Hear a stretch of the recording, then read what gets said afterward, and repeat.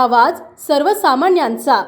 सध्या कातर खटाव जिल्हा परिषद गट तसेच पंचायत समिती गणाच्या निवडणुकीची रणधुमाळी जोमात सुरू असल्याचे दिसून येत आहे।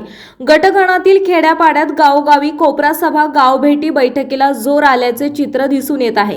यावेळी कोपरा सभा गाव भेटी दरम्यान दबक्या आवाजात उमेदवार एकमेकांवर टीका टिप्पणी करताना दिसत आहेत।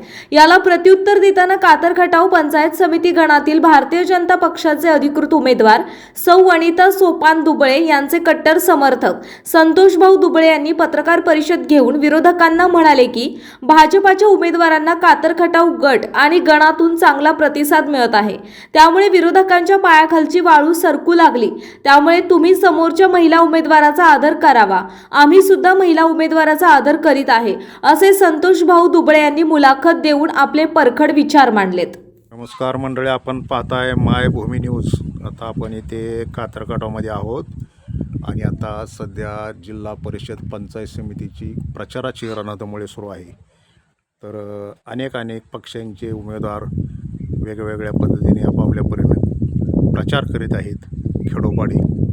तर इथे आपले पंचायत समिती कातर खटाव गणातील उमेदवाराचे कार्यकर्ते आहेत, वनिता दुबळे यांचे कार्यकर्ते आहेत। तर त्यांच्याकडून काय गोष्टी जाणून घेणार, काय सांगाल, बोला।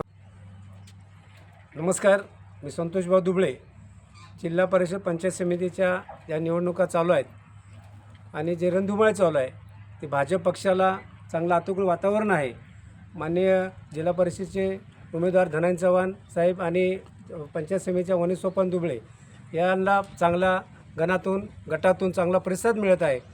त्याच बघून समोरच्यांच्या प्रतिविरोधकांच्या पायाखाली जमिनीची वाळू सरकली आहे।